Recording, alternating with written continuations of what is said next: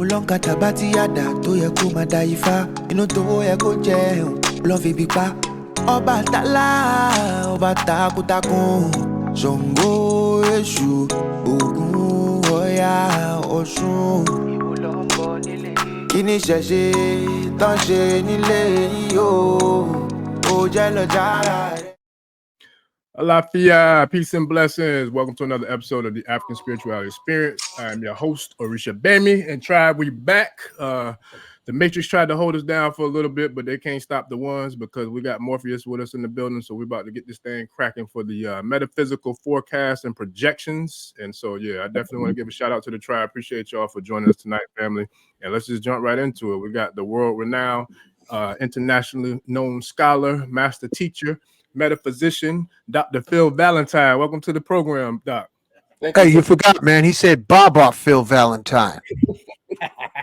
Baba, Dr. Phil. You don't want to be no Dr. Phil. Well, I could be Dr. Phil. I could be Dr. Philip Valentine, yeah, but not Dr. Phil. That's a brand. Hank, you gonna be my hype man tonight? Is that what that is? I don't know, man. I'm trying to figure it out. Yes, sir. Nah, we appreciate you for joining us, though, Dr. Valentine, for sure. My pleasure. Yes, sir. Yes, sir. So without further ado, man, let's just jump right into it. For the tribe, I'm pretty sure mostly, if not everybody on here knows you. They know your work, from whether it's from your work that you've done, within the community, within the culture, all the work that you've done for us as a people in regards to tonight's topic, metaphysical forecasts and projections. Powerful topic, man. Powerful topic, powerful title, came directly, from you. And then also the forecasting of, what's to come from the years 2030 to 2050. So when we have a powerful title like that, Doc, what exactly does that mean for us? Well, it could be a forewarning and a foreboding, or it's a foretelling. Either one of those begin to make us kind of perk our ears up and come out of our state of complacency and kind of shake ourselves up and not wait for somebody to shake us up. Mm-hmm. We have a crisis looming on the horizon. I mean, if you're standing someplace and you look at the horizon, you see things exploding all around you. You don't walk over there, with a dove of peace and a bouquet of flowers. You arm yourself and you get ready. You either bunker down or head into the fray, one or the other. And you have to be prepared for both. So I believe as far as what we are doing today is getting things together for ourselves, get our weaponry first, because we must have that for our family. It's come down to the point where people now are desperate. Yes. And we were teaching, brothers and sisters like yourselves, we were always teaching class, at least me in nearly 50 years, preparation and separation. And the thing about it is a lot of people weren't ready to listen. And it's like I get calls of desperation daily, my wife and I. And we feel so bad, because I have a rabid father instinct when it comes down to people who require things and see the error of their ways too late and are essentially hanging on to the side of the toilet bowl, so to speak, as it's flushing. And, you want to reach out and help them, but you have to think of your resources first. And, I love my people dearly. And a lot of times they don't like the kind of teachings I had when I was very young. I was boisterous, crazy. And I was more kind of aggressive with my knowledge and essentially was necessary at that time to cut through all the BS. But now, as you get into my age, I'm in my mid-70s, and you get to the point where, you get a kind of a grandfatherly kind of energy. You want to kind of embrace everybody and, tell them, I told you so, that type of thing. But I don't have that time anymore. If you're ready to actually change, then it has to be instantaneous. I'm not taking you hand by hand through this. I will, however, you can go through the crucible with me at my university. And my university, I have not changed my price in 35 years. My consultations have not changed in 50 years. Everything I've done to stay at the price marketable for me, to help my family, and to stay afloat. I don't get the same gratuities back. I have over 250 videos circling the planet today, and nobody says, hey, here's a couple of coins and stuff like that. And then I've made up my mind from the time I was in this, and my father told me, he said, you're a great artist, because I went to school for art, had a scholarship to the Brooklyn Museum. Most people don't know I'm an artist. I am also a musician. Went pursuing that. I've done so many things that I'm a jack of all trades. And when time came, I was forced into whatever it is that my contract was before I came into this avatar. And that is, I had to give up all of that, my artwork, my singing, coming right to the point where I was almost signed contracts, seeing big name artists stealing my music, stealing my ideas. I'm sorry? I think it was feedback, Doc. Okay. And so that became, an incentive for me. Homeless twice. Did not care about the fact that I was homeless. I knew I was not going to stay that way long. And you give up so many things, as you know, when you're in service. My father told me, if you're going to try to get Black folks to stop eating, you're going to go poor. That's when I was dealing with my naturopathic thing. I got my PhD in hygienic science. Did a whole lot of things. And until this time right now, I found my peace with my beloved wife and my children. And that is, at this point right now, I'm here to serve, but not to be leeched, not to take my energy, but to enhance it. And hopefully those people who come into my orbit would help to feed me, as well as, expecting me to feed them. And so brothers like yourself out there on the front line, young, strong, I feel really good, as if I did make a little contribution here and there. I sure. Now you made a major contribution, Doc. It's almost surreal to me personally, to be honest, because watching Hidden Colors, I think, was my first exposure to you.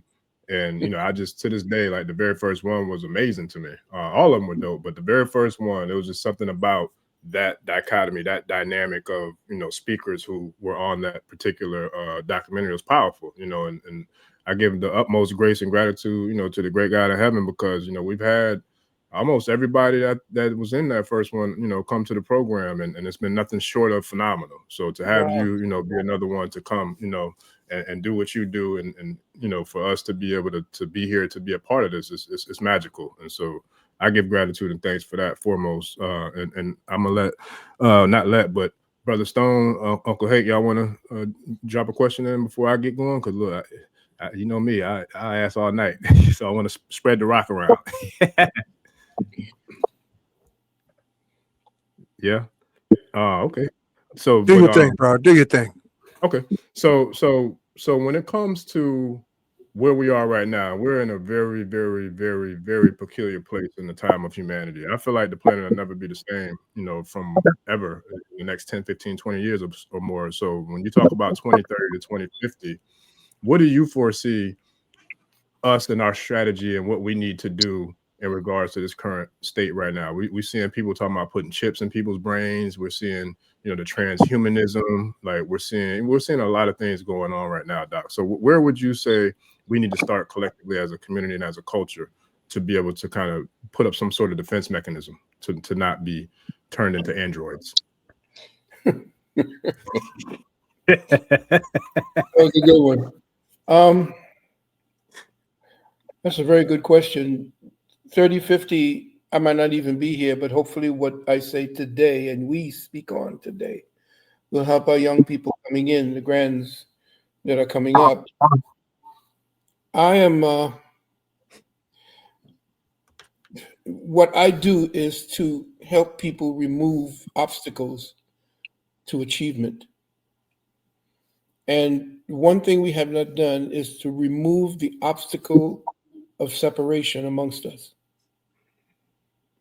There is an obstacle that is at times incoherent, subtle, that keeps us in opposition because we've adopted so much of the pathologies of this European, this neo-Neanderthal, who has kind of infected us. This infection has us looking at our differences rather than what we do together to come together. He knows what happens when that power comes together because he's burned down over 200 or 300 of our cities and our places that we came together and created all that he has stolen. So Yeah. he knows exactly what we do together. And the first thing that we have to examine is what it is that we become infected by, so infected that we are lost our minds. We don't know collectivism, which was the foundation that made us and made us great. And so with this foundation gone, we're free-floating like dandelion seeds that have not yet found root. And so when the time comes for us to say, what do we do between now and 2030, and then from 2030 to 2050, remove the separations, remove whatever that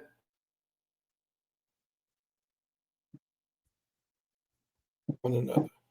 We know our brothers have lost faith in the system of marriage. We know that a lot of our brothers are now taking advantage of the fact that our sisters became infected with feminism. And they became infected with the individualistic virus, which essentially is them taking our nature and putting it into them and taking their nature and putting it into us. Young brothers raised by single mothers are more emotional rather than critical in their thinking. And therefore, as such, there is this, it's very difficult to teach young brothers today because they do not look to the male with respect. The so-called black man, the indigenous, the autochthonous man of this world right now is looked down upon. He has been made to be vilified. He can be easily vilified with no consequences. So these little separations that we have between one another, we don't have that. They cannot do that. And we cannot wait until disaster hits before we start saying, oh, you know what, we better get it together. No. They have already planned our future 75 years ago. You have to remember that this man deals, every 75 years, he changes his lockdown sequences. How you have a particular kind of, what's the code? Well, the code now is blockchain. He's taken away your individuality and he put you up on a computer. He's calling it AI. AI is actually outdated. AI is obsolete. He's giving you obsolete technology and you're all getting all screaming about it. There's no such thing as AI taking over tomorrow. What's going to take over tomorrow is synthetic intelligence. Look to synthetic intelligence. Synthetic intelligence is the new AI that they're not telling you about. The elite use synthetic intelligence. They got you using AI. So synthetic intelligence is way ahead because they're using melanin engrams to run their machines. They're using the thing that you have as your code of intelligence. See, melanin is not a pigment. People made the mistake because they're not thinking metaphysically. Melanin is an intelligence. And because it's an intelligence, it is directly related to the hydrogen atom. In fact, The hydrogen atom folded over onto itself is melanin. So everything in your being, once you tap in, why do you think they like to poison us? Yeah. Why do you think they feed you in your community a certain kind of food they never feed to a dog? Yeah. It's because they know they have to disrupt your melanin. Yeah. And so in doing so, we adapt around the poisons, but we have a delay in the signal carrier.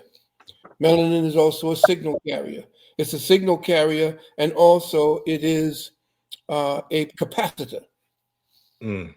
And as a capacitor, it stores energy and carries signals, stores energy as information.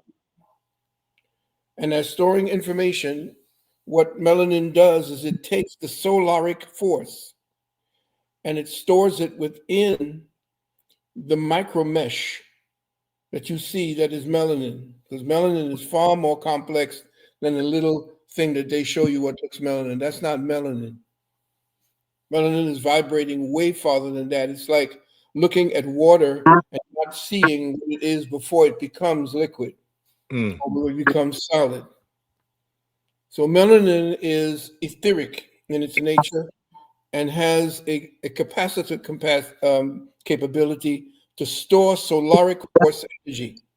And in solar, if you're looking at solar, the sun is an information giver.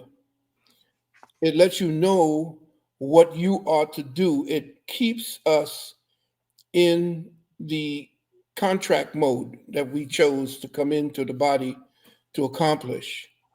And as the sun is giving us that information, it is translating it into our cellular network. The thing about it is that the feminine principle needs to be feminine in order to truly, how do I say it, translate what that is into the feminine nature that is necessary in our world.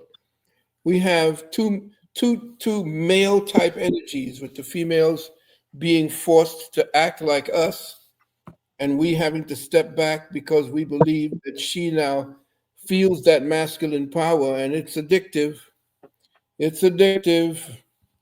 Not accent on the dick either, because a lot of people say that. But it is addictive. And my students don't like me to say that but testosterone is addictive. It is addictive, and it is necessary to be expressed. It has to be expressed. This is why we had to take our men from the women when they were 7 years of age, because that testosterone flows through young people, young boys. It flows through them at the same level and at the same dosage as a grown man. Even a child of 2 years of age, a boy, has melanin surges. Melanin, yes, as testosterone surges, even at the age of 2 years of age. But that is beat down, killed, and not allowed to be forged. Young men have to be forged into manhood. Women don't have to be that. Women are born with their value very, very early. Their value is between the ages of 16 and 25. But that's when they know they trap them into this pursuit of a career. Most people don't know that the etymology and the epistemology of the word career is combat. Wow. So they're teaching our women to go into combat with an innocuous enemy, which you see he will abandon when he feels that he does not need their services anymore, to the tune of 250,000 of our sisters being kicked to the curb by this white government, convinced that they could be independent, convinced that they do not need the masculine principle because Oprah told them they did not need to have the man around. Men were toxic. Masculinity is toxic. but not when they are being masculine. Mm. So we have to get rid of this schism that has grown between the man and the woman in our society. We have to get them away from the teaching mechanism and keep them away from this devil. We have to do what Malcolm said. You cannot send your children to this devil and hope that they come back your children. Mm-mm. Yep. So what I say is, 2050, they will already have, it's going to be a short-lived. Because they're already feeding us. They're killing hundreds of thousands of babies. They're feeding us in our hamburgers. I told people that 30 years ago, and they thought it was, I was anti-Semitic and blah, blah, blah. But do you know that they're shipping adrenochrome by the barrels? How do you think they get it? Yeah. Around the world, that is the number one commodity. The second commodity is drugs. Right. Number one is adrenochrome. And that would, yes, go ahead, brother. I apologize. I was gonna say, and that would explain all the missing women and children, and the black bodies that go missing every single year. Yes, to the tune of tens of thousands. But you're too busy looking at, Captain America and wondering when Black Panther will have a new face. This devil, and I'm talking about, and I know it may be a little bit difficult, and there's certain things I may not be able to speak upon here, but we know who the enemy is. He's slowly being shown. I've tried to tell people about the enemy for the last nearly 50 years. I pray that people begin to understand that they're in the government. They've already polluted the government. We don't have a government. We have rulers. We have scum. We have a cesspool sitting in Washington. And the filth and the stench can only be smelled by those who understand where we are today as a nation and as a people. If you can't smell the stench, it's because you are the stench. That part. And so I say to you, be prepared. If you want to really know how to enhance what to look for in your thought process when you're going through certain things that you feel, I get people now that are just at their wits' end. Now that they're pulling all the services that they got us, like the pusher gives you a little piece, a taste, and then you want coming back for more and more. We have to get away from the pusher. We have to kick cold turkey. We have to definitely understand and understand survival at this point. There's a lot of people thriving now online. There's a lot of people who understand XRP, because I told them about XRP when it first came out. Told them about XLM, XTC, told them about H-bar, told them about everything that they were getting ready to do, but they already got that. BlackRock is the one that's pulling our short hairs. And you know why they took that name, BlackRock. Most people don't know why. BlackRock is actually after the gigantic magnetic stone that's sitting in the middle of the Arctic Circle. And it is there on the old maps. It's the Niagara I forgot the name for stone, but it's on the oldest of maps. You go up there and you look and where they saw, and from that particular center of the earth, because the earth is a flatted plane, it ain't a ball, it ain't a spinning water ball, okay? Understand that the so-called four rivers, the Euphrates, the Tigris, and all the rest of that, what they spoke about in the so-called Holy Bible, in the Holy Bible, they are dealing with the four outlets of the oceans, and it comes where there is a maelstrom. Now, anybody ever seen Pirates of the Caribbean? Have you seen it when they're at World's End? Remember when they were in this gigantic whirlpool? Well, what the Vatican and the rest of the archive thieves have kept from us is that Hundreds of sailors have gone into that area and get sucked into that maelstrom. And that's the maelstrom. That's the magnetic part that maintains the gigantic cyclotron that we are under this dome that is maintained by the rotation of the sun and the moon above us. The dome is made of compressed hydrogen that they tried to blow open when they tried to destroy the dome with atomic weapons. And they didn't. They couldn't. They cannot go into outer space because there's no space outside of the dome. I will prove that to you. What do they say space is? They say it's a vacuum, right? Right. If space is a vacuum, how is space, and I'm talking about endless space that they talk about, how is this endless space not yanking and sucking our atmosphere off of this globe? How is it that our atmosphere stays attached and there's no such thing as gravity either? Another garbage that they push. Even Tesla said that Einstein was a clown for even thinking about it. We are living in an illusion.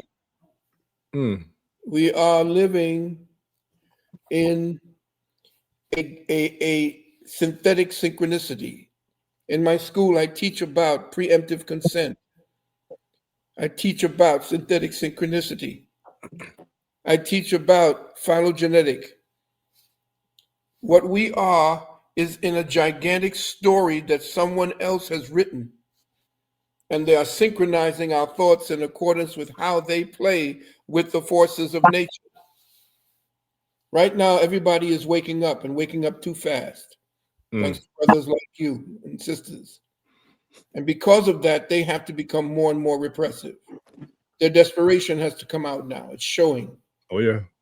They have to now kick it into high gear. They have to now pull out the military to protect themselves. Too much is happening.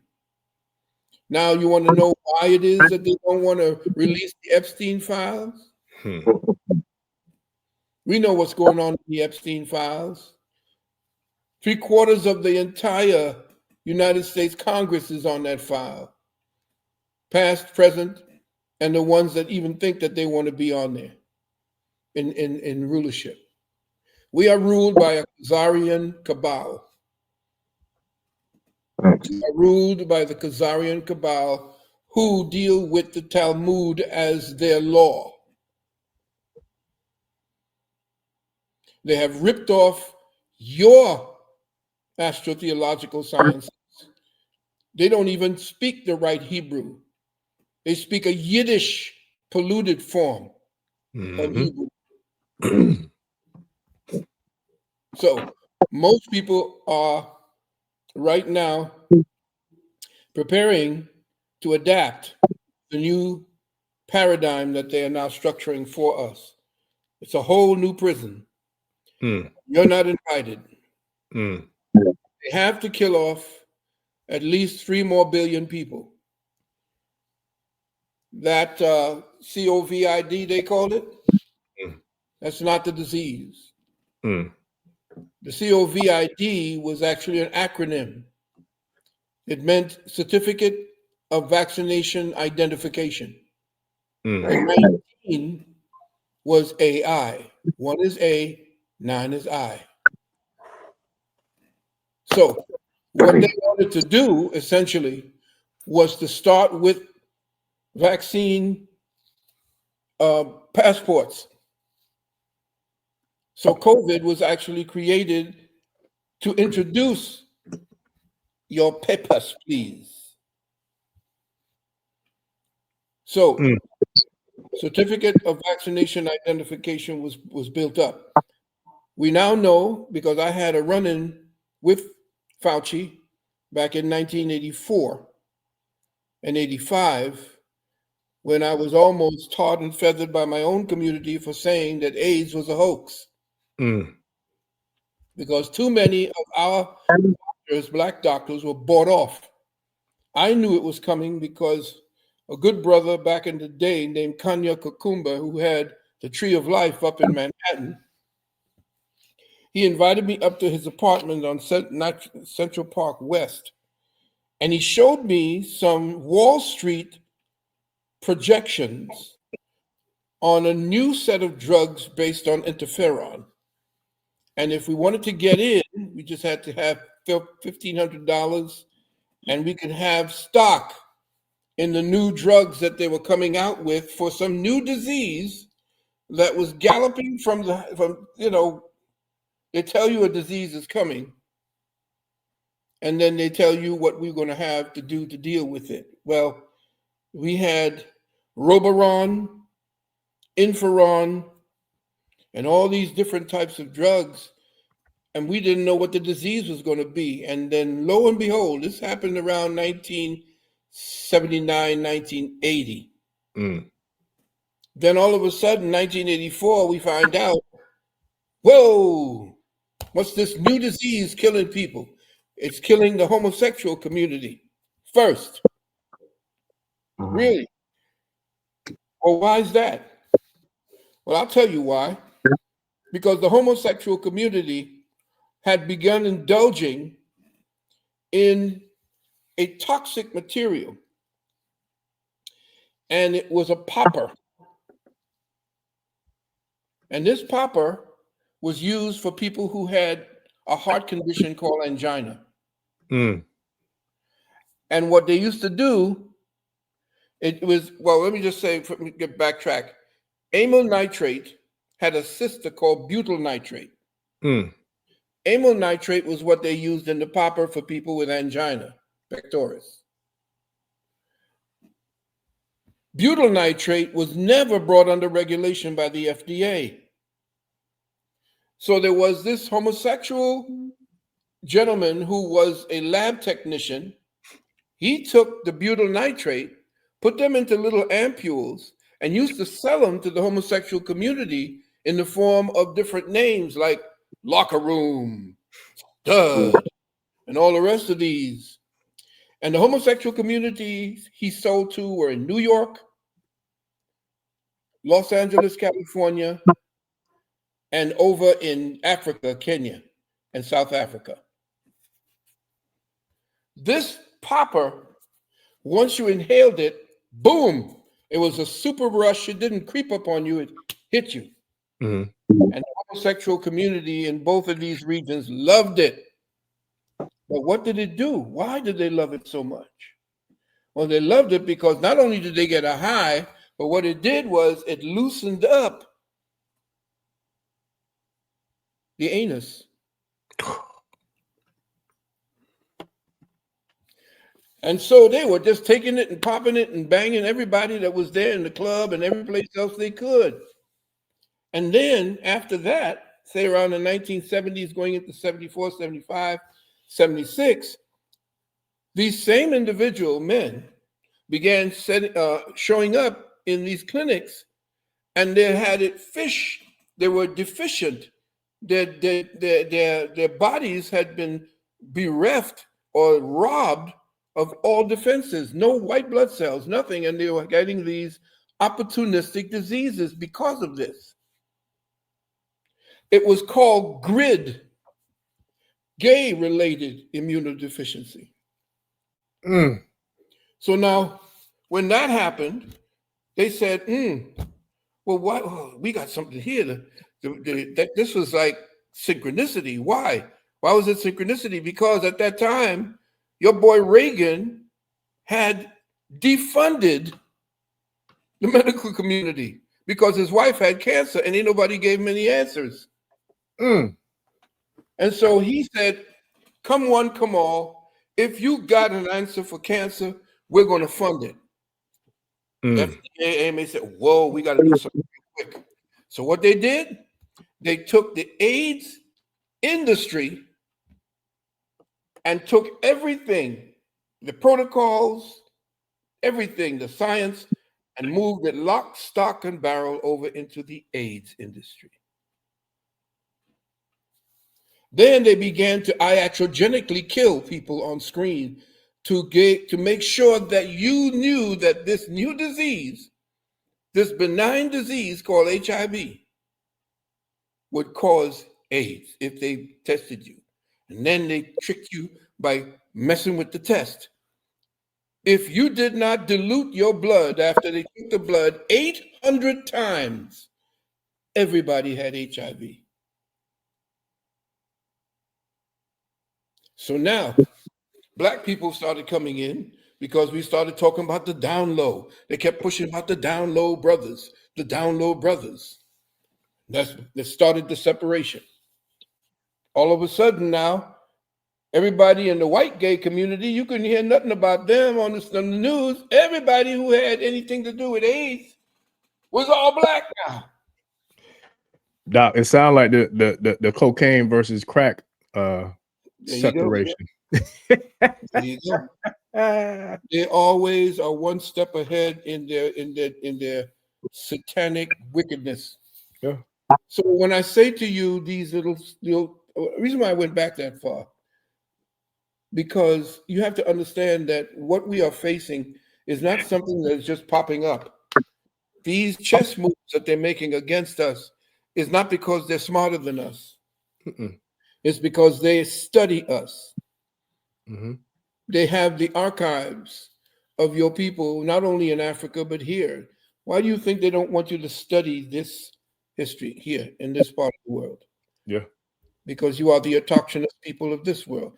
Not that Mongolian who came over the Bering Straits down through Canaan and into what we call a maximum America or Amerique. He's not the one. He cut the deal with the white man to become the indigenous people. But the true indigenous people were robbed and not brought from Africa. This Khazar was the one who understood what was happening. Why do you think they were burning all of our new places after so-called slavery went to the Emancipation Proclamation? Why do you think that they hired Martin Luther King? Why do you think that they let him talk what he did and got all in the news? Because we were competition. We were kicking the Yanks' ass in preseason every time baseball season came out. We had our own car dealerships, bus lines, banks, shipping lines. That Khazar knew that we were the intelligence of the planet. He is a pimp. He is a parasite. Did you ever see that movie, Wall Street? Look at what Michael, what's his name? Douglas. When Michael Douglas got busted by your boy in the park, he said, "I don't create a damn thing, and I'm going to just kind of cut a phrase on him." He says, "I don't create anything; I just own it." They're not the creators. They were from a tribe of people, the Khazars, who used to rob the people on the Silk Road. And their main thing was assuming the identity of the people they killed. Until the Russian Confederation put a stop to it and got all of them to drive them out. Why do you think they're in Ukraine right now? Do you know that tens of thousands of Khazars are in Ukraine now? They're leaving Israel and they're going into Ukraine now. You can't get into certain parts of Ukraine unless you are one of them. Why do you think that? They're the ones started all the wars. The Titanic supposedly sank. It wasn't the Titanic. They glorified that in the movies because that they run the movies. What was actually sunk was the Olympic. They couldn't get any kind of insurance for the Olympic, so they just put the word Titanic on the side. And then your boy J.P. Morgan got all of his boys Tabet and all the rest of the men who were the multimillionaires who said, no, we don't want no central goddamn bank. Loaded them all up on the ship and sank the Olympic as the so-called Titanic. And everybody will say, nah, that's not what happened. That's just a myth. No, it is bullshit. And then after that, what happened? What was it? I think it was Titanic or the Olympic went down in 2012, 2013. What happened? Federal Reserve. And after that, what happened? 2014, World War I. You getting the pattern here? This is who we're dealing with. We don't know the enemy like Sun Tzu. Yeah. And we have to not only look at him, we have to look at the person who actually empowered him, and that is the Vatican. Remember, the Vatican don't like Eastern Orthodox Christianity. That's their enemy. And that's who Putin is. Not unless he's a mole as well. But you got to understand this, the Jesuits with the black ships, it was the Jesuits who created the Illuminati using Adam Weishaupt, who was a converted Christian from a Jew. And so now we have the Illuminati, which they stole that name from us because the Illuminati were the high priests out of Luxor and Timbuktu and Ethiopia, Kush. So now we have to learn who the enemy is. We don't know who the enemy is. We keep fighting each other. They want us to fight each other because as soon as we know who they are, and that goes for Irish, because the Irish are the Negroes or the blacks of Europe. As soon as we know who the enemy is, and we can mount a collective counteroffensive to everything he has planned, which is genocide. You think what's happening in Gaza is just going to happen in Gaza? That part. Yeah. We're just getting a preview. We're just getting the trailer for what's to come. That's deep. So I didn't mean to drift. No, keep going. Keep going, Doc. Look, that's what we're here for. I just wanted to let you know that to prepare for what's getting ready to happen, we need our health, number one. We need to be dealing with some Juice Plus. Like I was telling people, we need to get on the unicity. We had to get on purging. The foods that we're eating now are laced, purposefully laced with parasites. Parasites are not only in the food, they're dropping in the air. Yep. They are in the air, and watch out for the street sweepers. Because the steam in the street sweepers are actually putting out micro materials that once you breathe them in, they affect your lungs. You create mucus to protect the lungs, cough up the mucus, spit some out, but swallow some. And when you swallow them, they get into the stomach acid, and it's the stomach acid that activates them. I know I sound like doom and gloom. No, listen, that's what we're here for, Doc.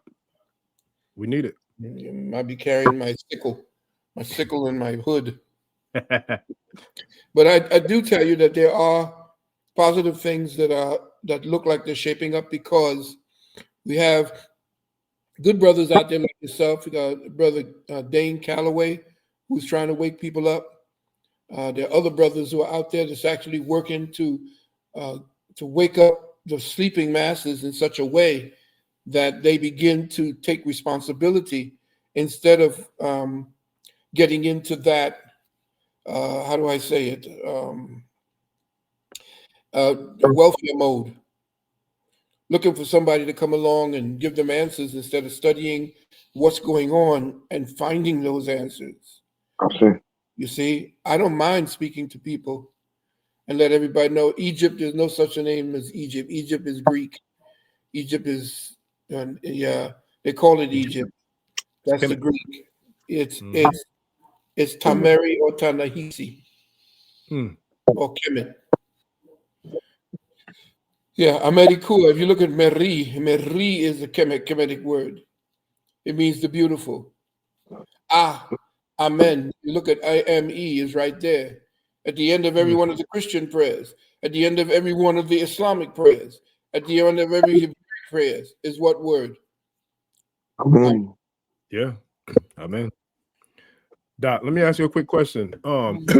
Is there any correlation or connection between Tamarie and Tacetti?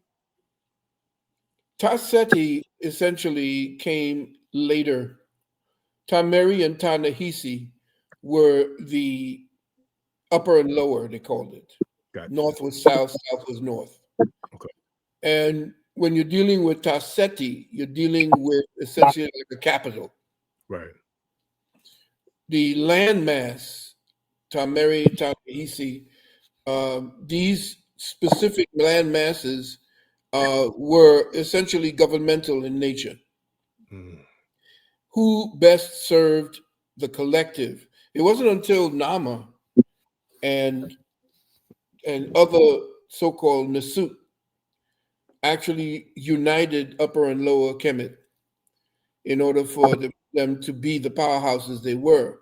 They became just as despotic as any, and that's the thing we don't talk about. We must talk about the good things in order for us to rise as a people, but we got to remember what it is that made them fall in the first place. We have to understand that Akhenaten isn't everybody that everything that we build him up to be. Akhenaten almost destroyed Kemet. And if it wasn't for Horemheb and Ramasu, what you call Ramesses, he would have allowed Kemet to fall. Yeah, he was infected with. Why do you think that they love him so much in the Rosicrucian order?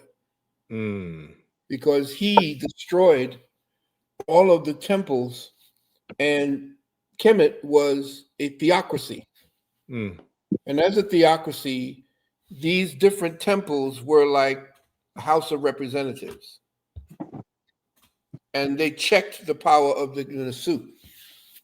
He came in and said, screw all that. I'm the Holy Family from now on. And we're going to be worshiping Aten.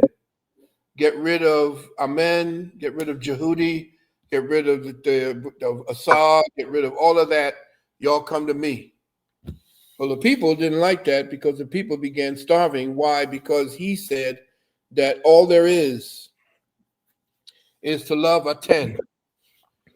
And everything you do is to work Aten. He was trying to create one of the biggest cults out of Kemet. Now, at that time, because he was ruling, Mempata, which we call Memphis today, was going to hell. That was the capital at the time. It was going to hell on a hamstick and a broomstick. And he was into the kumbaya. But he was also suffering not only because he had acromegaly, but he also had leprosy. And he used to use blood, drink blood of who? Well, you see it being done by his acolytes today. Why do you think they love him so much? Yeah, I know. It's like, oh my God, how we can't know all about this. These are the people we hold up. We built statues to them. Listen. What happened? Here's what happened. Let me tell you what happened. He let Kemet go to hell. And because the people were angry with him, he moved further, either north or south, if you want to look at it. And he built a city called Amarna in order for him to be able to practice Aten. He took his priests, and across the Nile at Malawi, he had his acolyte priests over there, and they going on with all their rituals. He would bathe in blood. hoping to get rid of whatever it was that he was sick by. So Kemet was going to hell.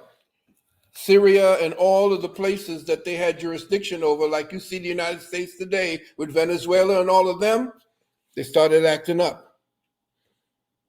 And so Syria and all of the different places and the holdings of Kemet began attacking Kemet and the people who were there stationed to run Kemet's business in those lands. And what happened? Hordenheb, who was the head, the top general at that time, like your boy, Colonic Bowell, what was his name? Colin Powell. He, in himself, was the head of the armies at that time. And he said, you know what, this is where they got the Caesar. This is where Rome took the Caesar thing from. Because Hordenheb took over the running of Kemet. And his main general, Ramassu, he sent to get rid of Akhenaten. Akhenaten's father, you got to remember, was Amose. Look at that name, Mose. Where do you think they got the word Moses from? They took it from Amose, which meant father of his people in ancient Kemet. That's where they stole that. But he sent Ramassu and said, wipe that place out. That's a den of iniquity. They're killing people. They're doing all kinds of weird stuff. So Ramassu took part of the army, and Hordenheb went over there to pacify parts of the north and other parts where Kemet was being attacked. Now, at the time when Hordenheb got down there, he was wiping out everything, burning, destroying, where you saw that whole gallery where all those lions were and everything. They destroyed Amarna, and your boy Akhenaten went fleeing into the marshes over there in where is that? Is that the place where they talk about baptizing Jesus and the rest of it? In the Sinai. See, the area of the Sinai was actually a marsh that got flooded. It was flooding at that time when Hordenheb sent Ramassu down to wipe out that den of iniquity that Akhenaten had started. Akhenaten took his people and ran into the Sinai. And that's when Hordenheb tried to get after him, he got bogged down into the mud. But they built that up as Moses parted the waters, let my people go, and all this bullshit. Hordenheb did not want to. He was a soldier. He did not want to rule. So he cut a deal with Akhenaten and said to Akhenaten, I'll let one of your people rule. And that's where you see Amen-tut-ankh. Not Tutankhamen, because you never took the name of God last. His name was Amen-tut-ankh. Wow.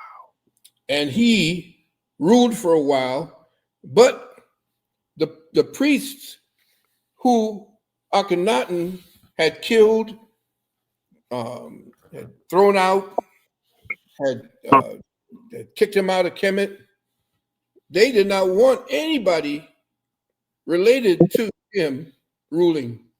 And so they ended up killing him too. That's the story that they don't tell you. And that's the reason why you see this Khazar, because the priests of Malawi became the Levites. And the Levites were actually the priests that served Akhenaten.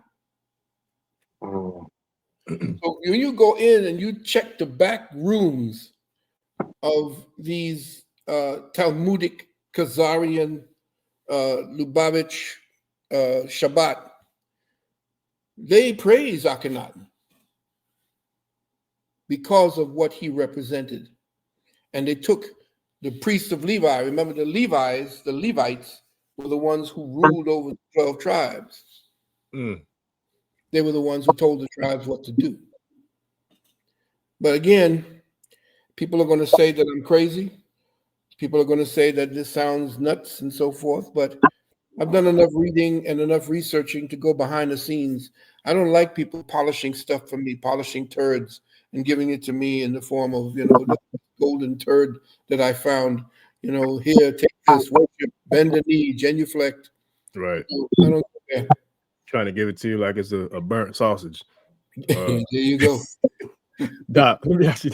You going in tonight? I don't even want to ask no questions. I want to let you just keep going. But okay, I got two quick questions, and I don't want to get in your way. But what are your thoughts on extraterrestrials? Because I recall back in the day hearing Dr. Blair, you about to go to the great Dr. Blair, but I remember seeing a presentation that he had, and it spoke about the 18th dynasty of Kemet and Akhenaten being tied to extraterrestrials. What are your thoughts on that? Well, if he did, and he was tied to them, then we understand why he did what he did then. That part. First of all, extraterrestrial just means somebody that's outside of the territorial boundaries we call Earth. Yeah. And that could mean to another dome, because there are a series of different islands outside of Antarctica. And most people didn't know that. The Germans found it. Yeah, Hitler and his folks. Yep. They found it. And they even have what is known as the Gate of Osiris.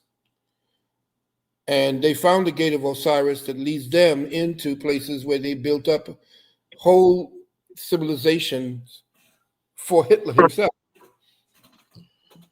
And a lot of times when we say extraterrestrial, we don't understand that there are technologies 1,000 years ahead where we can use stargates. And do you know where the Stargate located is here? Was it Iraq? No, that's a place that trains you to. It's like a telephone. It don't take you anywhere. Arizona? No. What about the St. Louis Arch? I've heard that was a Stargate too. No, the Stargate is above you. What do they call the star that's above us? Sun? There you go.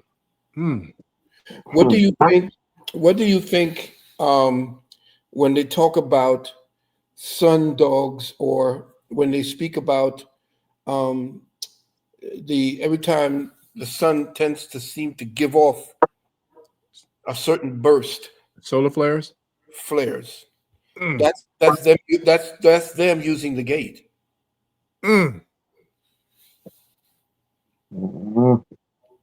Every 29 and a half days, when you get to the 29th of June, the 26th or the 21st, between the 21st and the 29th of June, take a look at the sun. They never tell you anything about the sun except it's hot. But that's when that's when a gate opens. And you can see things right around the sun. You can see what looks like ships around the sun. Yeah. That's the Stargate. You have to understand not only how to bend time, but you have to understand that the sun is nothing but plasma. And so is the moon. So nobody stepped on the goddamn moon. The moon is plasma. You can see the reflections of the Earth's outside of the dome on the moon. I did this in one of my webinars. All the different convolutions you could see on the moon at times. That's it reflecting the land masses that we cannot see beyond the Antarctic. So, because the sun is a plasma orb, when you understand how to vibrate at the same pitch as plasma with your ship, and you can actually use it to go from one sun to the next sun.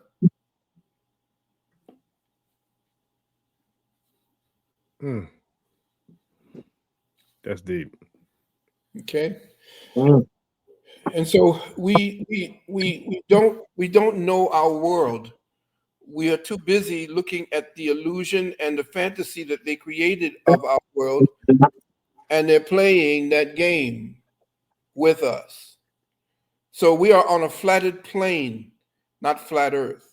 And people are saying, well, no, how are you going to say we're on a flat Earth? Yeah, well, Copernicus was murdered because he didn't want his so-called globe Earth that he was forced to put together because he was a priest of the Vatican. So when he told the priests he did not want to have them publish his work until after he died, so they killed him. And buried him in an unmarked grave outside of a church in Poland. Whew. Yeah, we're going in tonight. No, I mean, you got to shake up academia because that's the place where the lies are being promoted as reality. Just like the Bible is nothing more than a good book telling you how to behave your damn self using, Keanu Reeves and Jack Nicholson and what's his name, Denzel Washington as characters. Yeah. And of course, everybody's waiting for the reckoning. Well, when you find out that Jesus and Lucifer are the same, maybe we'll come to some kind of senses. It scares the hell out of them. Even when Jesus told you he was Lucifer in Revelations 22 and 16. Anyway, that's neither here nor there.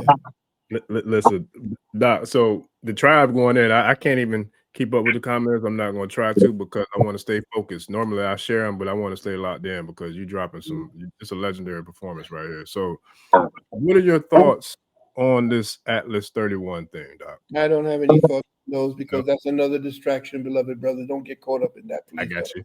Yeah, it's funny because Stone was just talking about this earlier. I was like, man, so let me ask you this then. No. Let me just stop you for a minute because I love you, brothers, so much. Everything that they want to show you out there is the lie. They will never reveal the truth to you. That's why you will never get the Epstein files with, in other words, straight no chaser. They're going to throw you the little people, the little fish. Yeah. You're not going to know what's going on because everybody in that government has pictures of them doing what they were doing to children.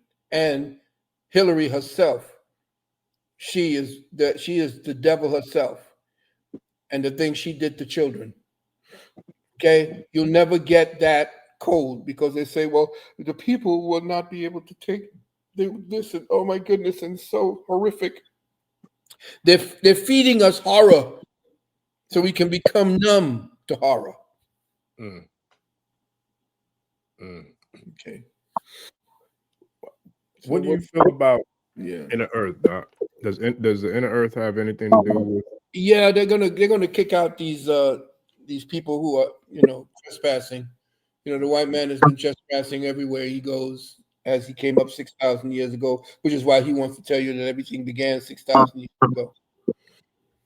Right. The Stone Age, I keep telling people the Stone Age was not him running around with a club and living in a cave. That's not the Stone Age. The Stone Age is our age. That's when we built pyramids. That's the Stone Age, the real Stone Age. This nonsense what they're showing you with this, this gorilla going around and that was man.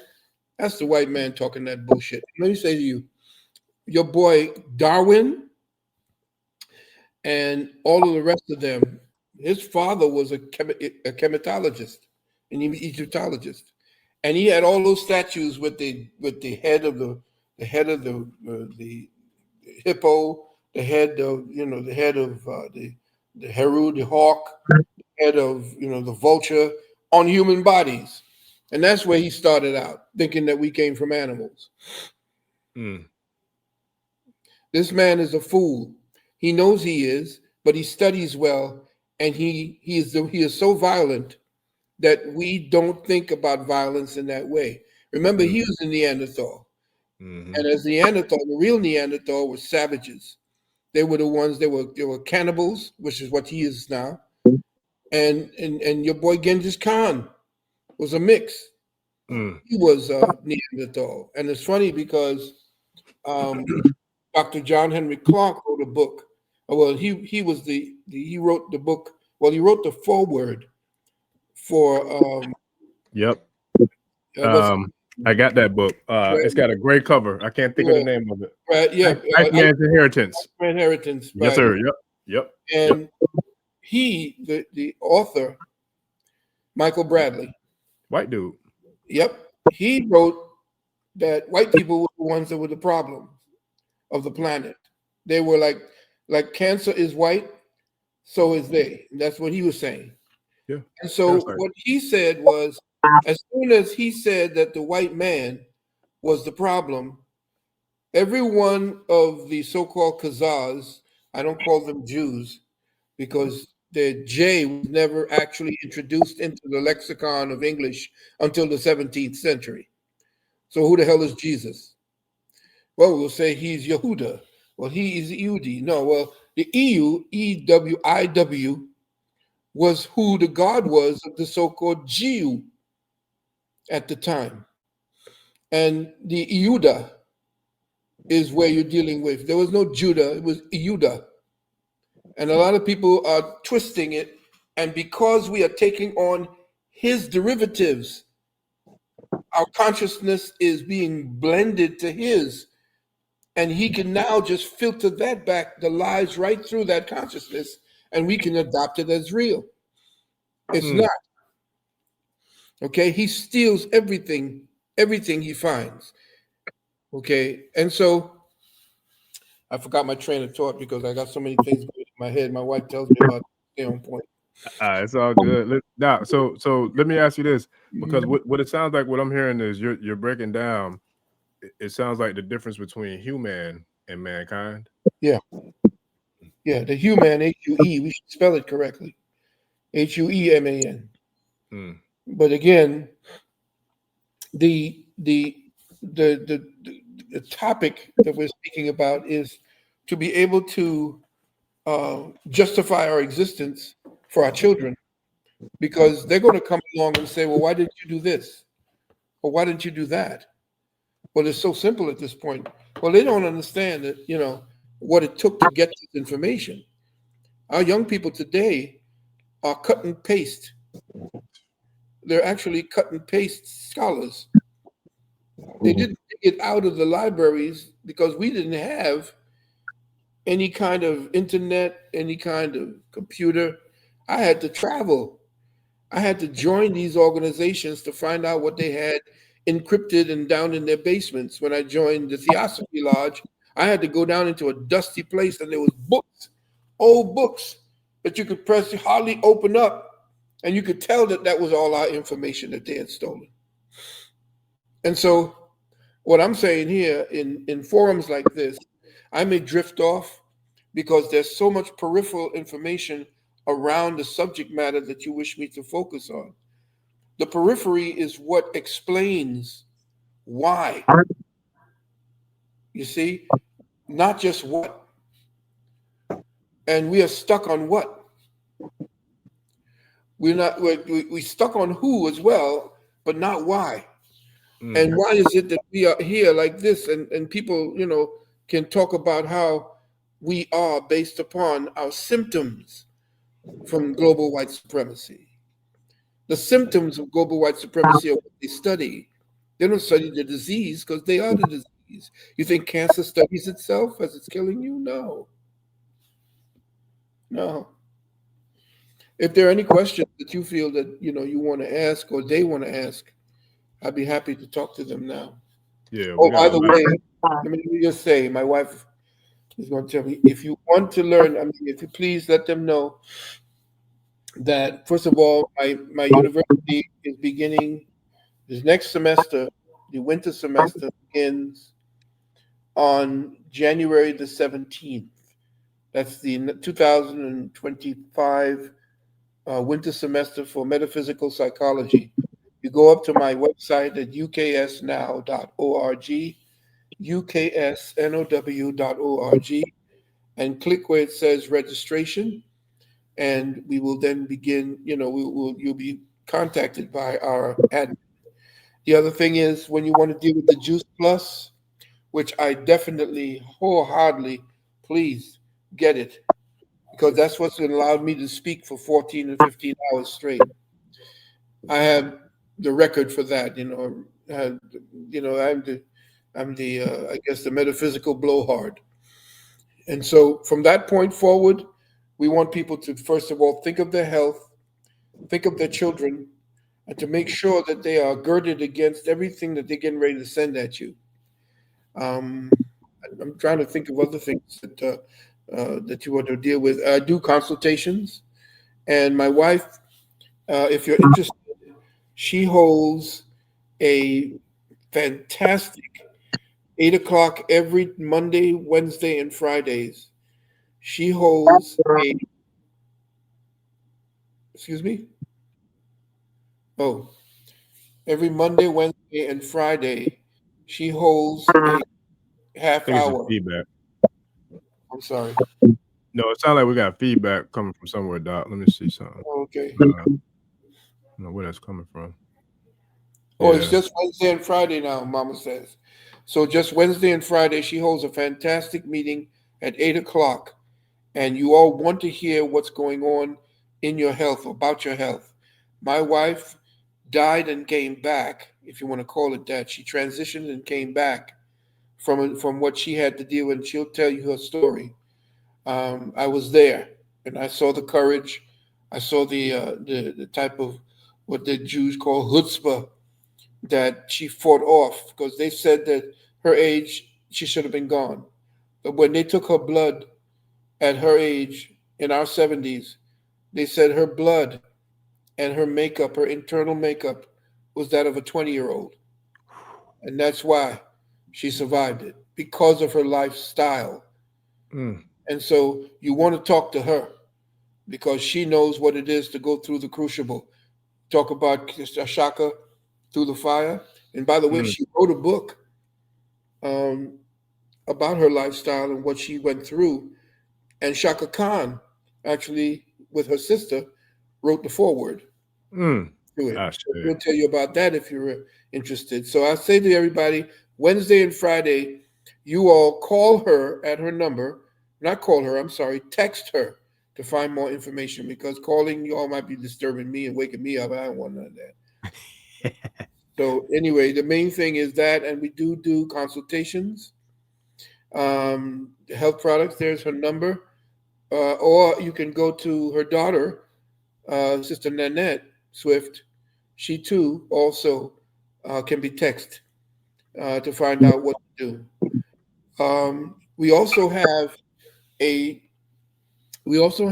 school for children, an online school for children called the Institute for Self-Mastery. The Institute for Self-Mastery was started some 10, 12 years ago, and it is an online homeschooling course with some of the top teachers in the country. And if you're interested in that, please call the 800 number, 800-847-1291. That is our chief number for all of our services, 800-847-1291. You could also text Brittany. She's one of the members of that feedback. I'm hoping this doesn't mess with your recording. No, we're gonna push through it, Doc. It seems like this happens all the time. Like, look, I'm used to it. All right. Well, as long as the information is posted for the people, then they can get in contact with us. And I thank you, brothers, immensely for helping us to reach out to our family. I say no, it's a pleasure, man, and look, we thank you. And shout out to the tribe. Listen, tribe. Dr. Phil don't have Cash App. He uses PayPal, so I've shared his PayPal multiple times. Please hit that PayPal up, man, because the time that he's taking tonight and the jewels he's dropping, I mean, we should be dropping bands on that PayPal for real, because you can't find this kind of information anywhere. Like, that just ain't happening. So the fact that he took the time out to schedule to come out tonight and drop this kind of powerful information, man. Hit that PayPal, please, and shout out to everybody who's doing the work with you, Doc. Thanks. For sure. And I definitely got questions too. So if you got time for a few, let me pull a few up. Matter of fact, first and foremost, Stone, you got any questions before I go to the tribe? Man, first off, Baba Phil, But Valentine, thank you for all the information you just gave us tonight. You gave me so much. We let you go, but I took so many notes that I'm gonna be building going for a while after this. I do have a couple questions. One quick one. Yes, sir. Where do the Khazarian, you call it? Where do the Khazarians come from? And is that the representation of the Borg? Yo, nice one, nice one. Yeah, and you could say that they are part of the, because Khazar was the nation, or the nation of Khazar was in southwest Russia. It extended into the Ukraine. All of that was Khazaria, and they came from there. And it was from there that they went through all of the ripping off of. I mean, they were really brutal. Now, what happened was, and this is the interesting part, the Christians and Islam were at war with one another. And what happened was they came upon the nation, or the country of Khazaria. And at that time, in 740, I believe it was, they tried to encourage the Khazars to either convert to Islam or to convert to Christianity. Well, the king at that time was Bulan, Bulan. And he said, nah, I ain't going to do that. We're not going to convert to either one of those. We're going to convert to Iudaism. And so they adapted to the Iudaism. And from that point forward, after they were destroyed, all of the gold and the silver and all of what they stole, they, after being destroyed by the Russian Confederation that drove them out, they scattered throughout the Europe and the East, going down south and around, and taking boats to go across to the Americas, where they helped with the so-called slave trade.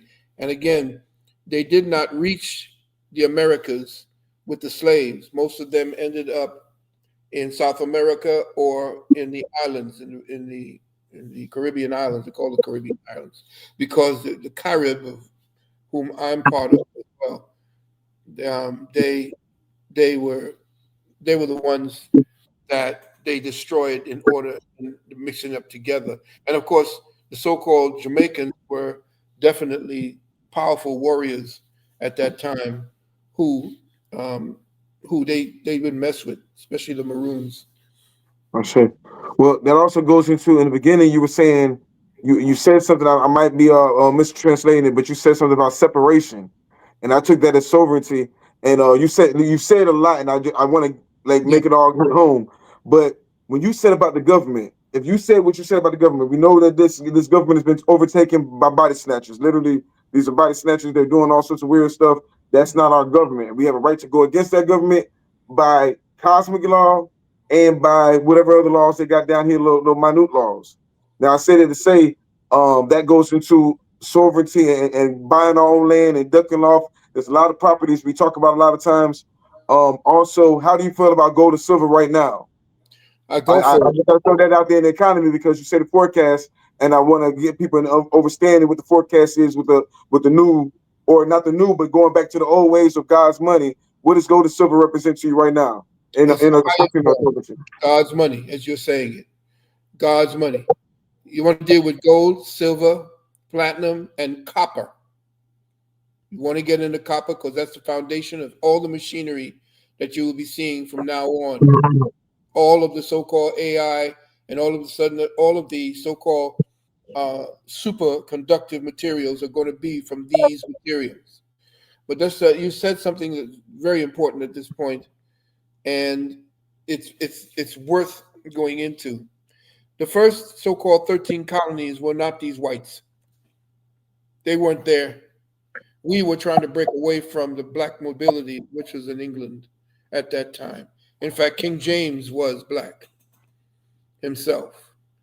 And the Catholic Church put out some serious dirt on him, saying that he was a homosexual, that he dribbled, and the whole 9 yards. But he was a scholar, and he hired 15 scholars to take away the power and the punch from the Vulgate, which was the Vatican Bible. And he essentially did the Protestant so-called Bible that actually came from him studying old texts, not the ones that Eusebius of Caesarea put together to create Christianity as you see it today, or Constantine. These are all people who essentially ripped off some of the great scholars at that time and put into this Bible, or what I call the Holy Babel, because there's so many different types of things in there. You got to remember that the Bible was written in different ages. So if you look at the Bible and you read the Bible and the books, you'll see that God is represented as different forms of fire, air, water, or earth. So if you look at in the time of Moses, going into from the fire age into a earth age, you'll see that he was speaking as a burning bush, because at that time God was fire. That's how you saw it, because that was the main element that was speaking through all the other elements. There was a water age today as you're dealing with coming out of the Piscean age. The Piscean age essentially was water. And so everything was baptism and Jesus walking on water and the whole 9 yards. The next age became the air age, which is where we're going from now, transiting from there into what they call the age of Hapi, or the age of Aquarius. And so now that's an air age. Now that's the intellect. That's when spirituality starts seriously exploding. But there's a confusion, because you can get so lost up in spirituality that the down to earth is what's lost. So you have to be careful when you start dealing with Aquarian energies. Be mindful of that. The other thing is that a lot of people are not ready and prepared, and this is something that most people have to be very careful of. We're not prepared to deal with what it is that they know about what's to come as far as the shift in consciousness. And that's what we teach at our university. The shift in consciousness. And most, all right, yes, very good. Excellent. You should go deeper into the British Museum and try to get down into the basement where they have a picture of Beethoven as a little black boy with curly hair. Go see that one. Anyway. Yeah. I'm sorry again. No, go ahead. Because it was funny. I don't know who it might have been. Probably was you, but I remember that being spoke about in part 1 of Hidden Colors. I remember it like to this day. Yeah. But you're saying that gold and silver and so forth. Yes. Gold, get silver. And again, remember that the first 13 colonies were ours. We were the ones that set up the de jure constitution, because you have to remember as well that Franklin and Hamilton, Washington, and all the so-called founding, I call them the confounding fathers, all of them sat at the feet of the Six Nation Confederacy of the North. And the Six Nation Confederacy of the North, their logo was the pine tree, which you see as the Moors. That Six Nation Confederacy had something called the Great Law, or the Haudenosaunee. And these laws are what they saw and what they wanted to put down as the Declaration of Independence. It's that's not the Declaration of Independence. That's not us. A Declaration of Independence was us. Don't get fooled by that, because the white man, again, he's a trickster. Can I ask you another question real quick? Yeah.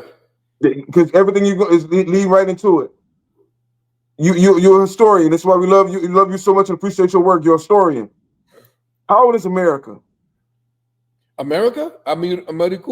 I'm talking about when people say this weird thing of saying that we were in slavery for 500 years. How? I think that I think somebody like you are more qualified to break down the timetable, because you said this Khazarian is a trickster, and I think he's tricking us with the illusion of time. Yeah, but you gotta remember, we break that by understanding how old is said America by when they were talking about the all these different things of 13 colonies, first president. How old is America by their standard? It doesn't make sense, because I think it's only 200 and some odd years old. Yeah, but So how were we in 500 years of slavery or 400 years of slavery? I know. Yeah, and again, you got to deal with Amarik, okay, or Amerikua, land of the great winds. That's what it was called at one point. Amarik, yes, and you have to also take into consideration Pangea, because what we deal with we're dealing with a separation of the continents and a change in the paradigm structure. The reason why the continents separated was to change the tuning fork energy of consciousness. Because the sun and the moon spinning above us, the sun is an electrical, the moon is magnetic.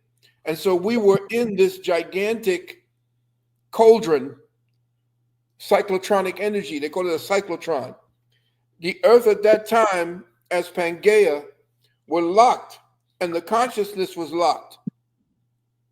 It needed to start again. Another phase going out of the 5th root race into the 6th root race, where we are.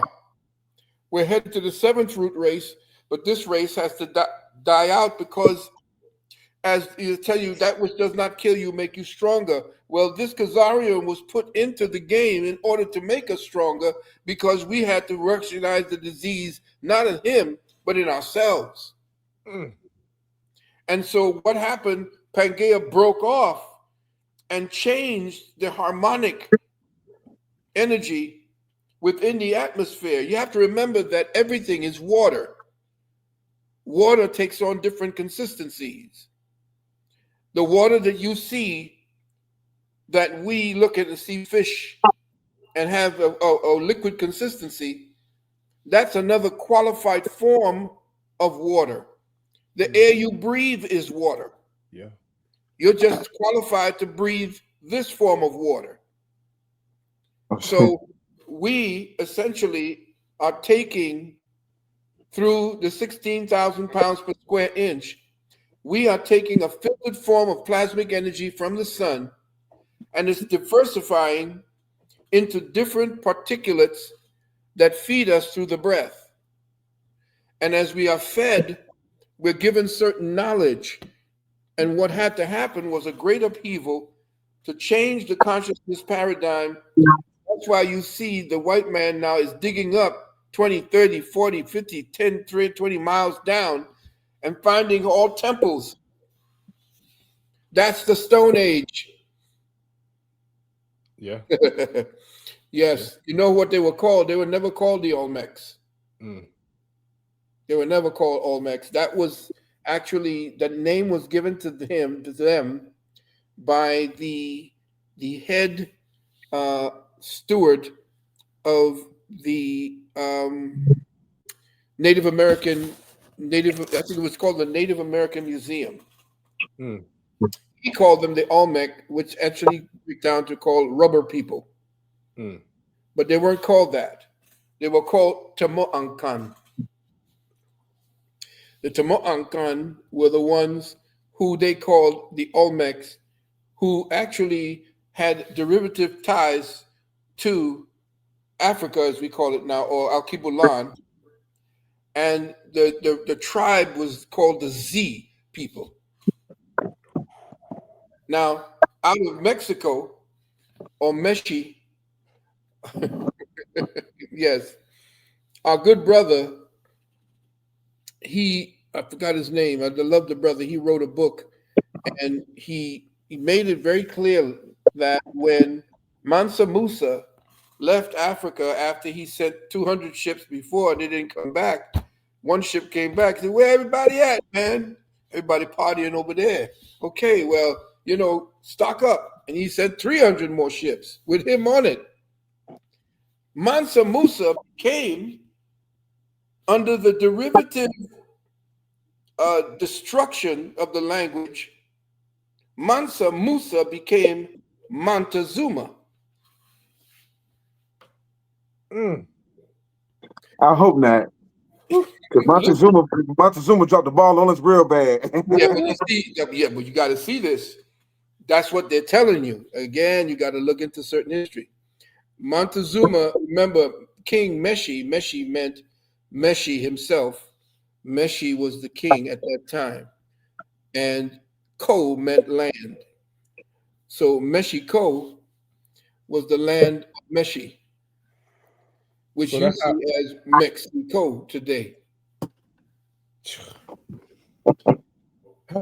that make a lot of sense, because if I'm not mistaken, the Great Pyramid that we know of in Mexico or South America, isn't that not called the Pyramid of the Moon, or the Mountains of the Moon? Yeah, well, yeah, I Pyramid went. of the sun and the Yeah, pyramid of the moon and well, the temple of Quetzalcoatl. yeah, you're talking about over there at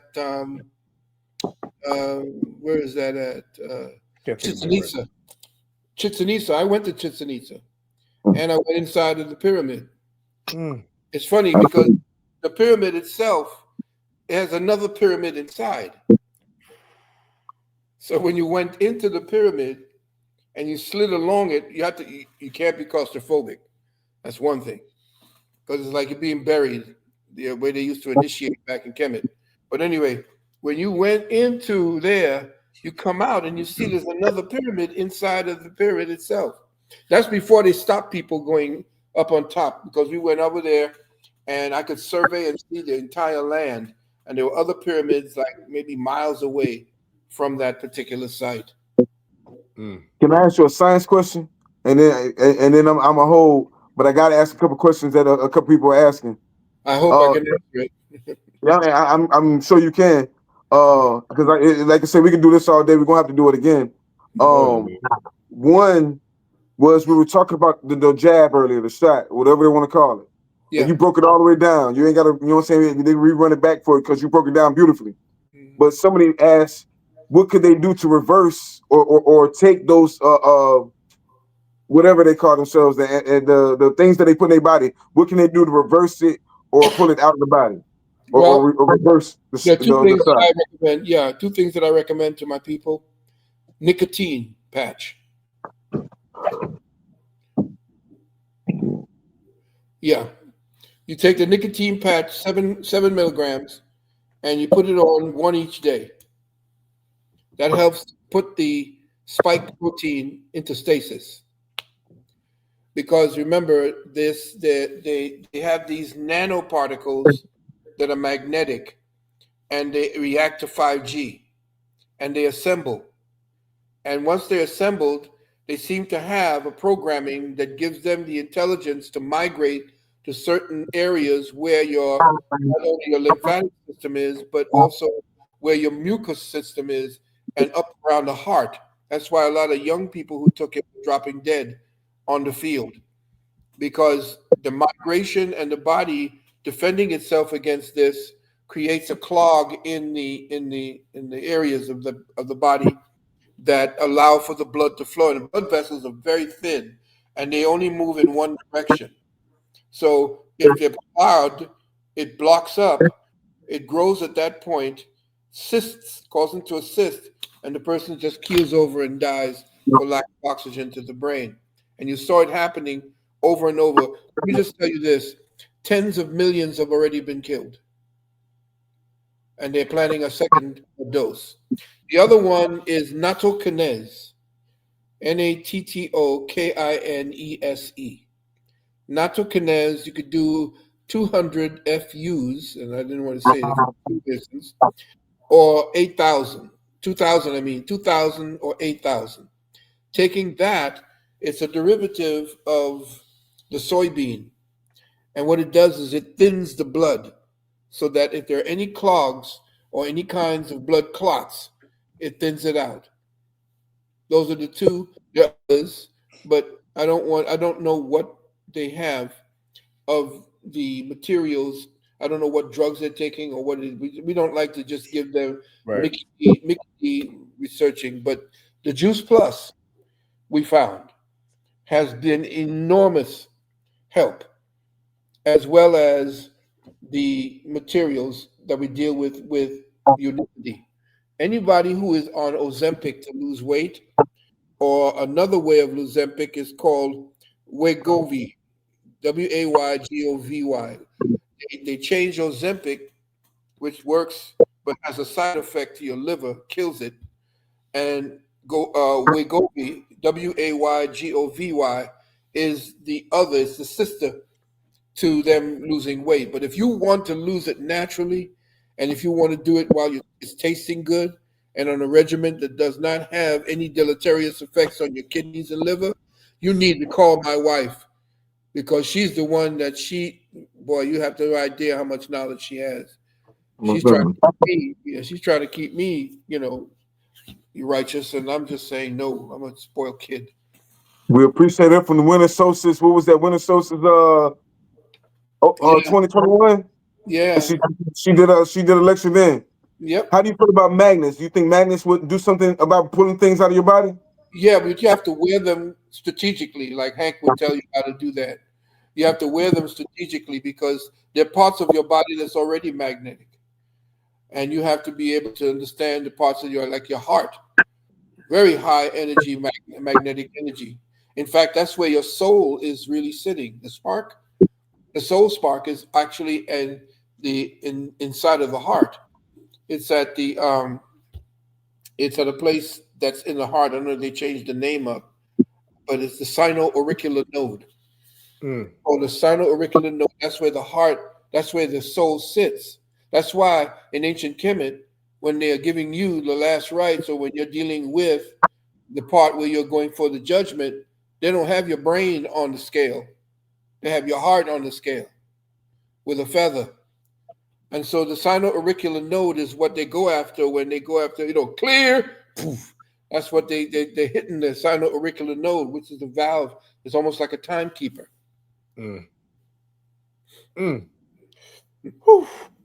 Yeah, this is definitely legendary for sure.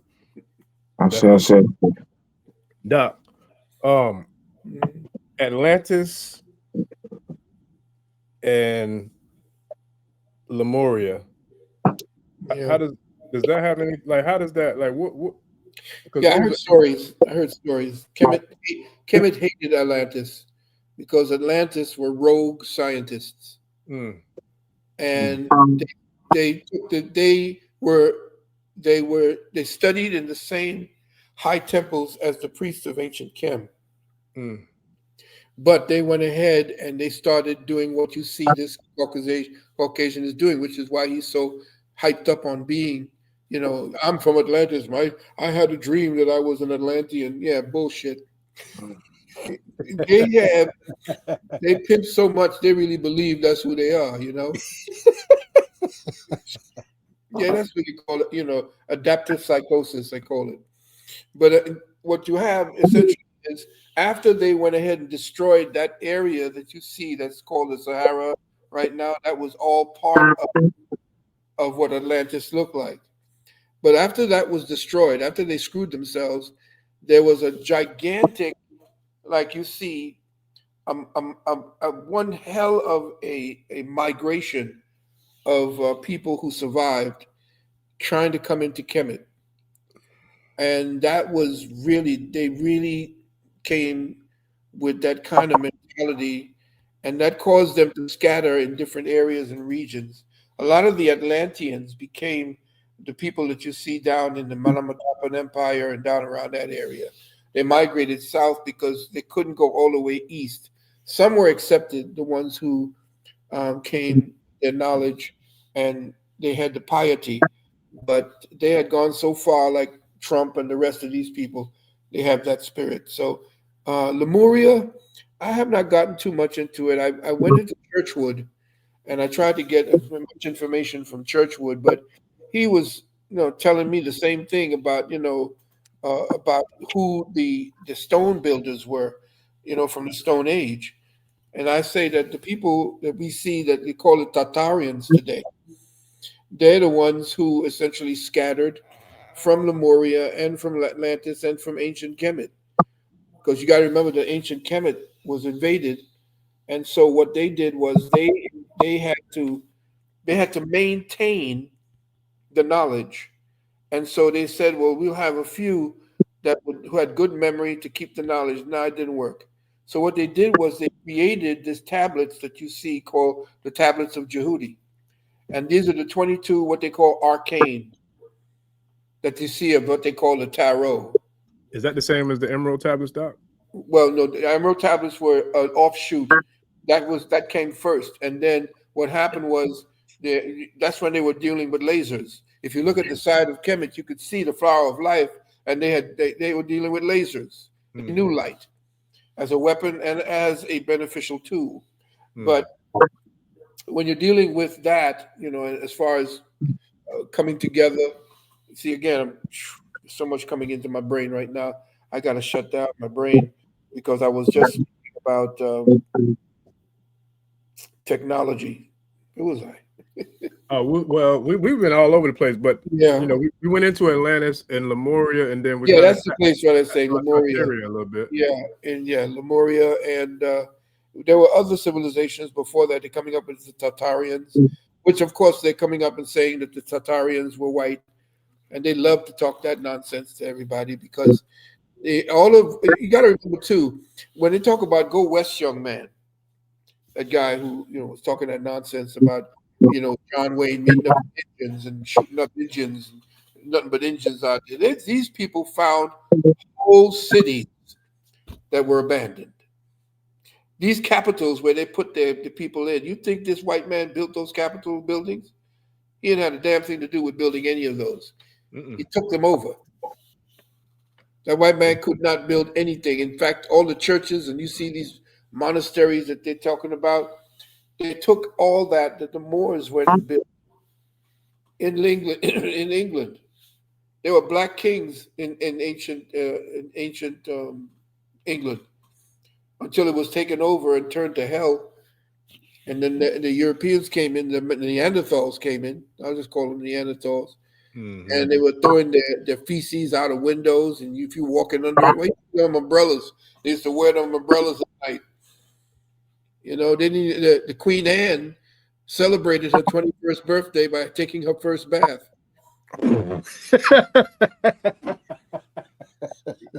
Yeah, read the book. Read the book called Dirt. Read the book called Dirt. Dirt by McLaughlin.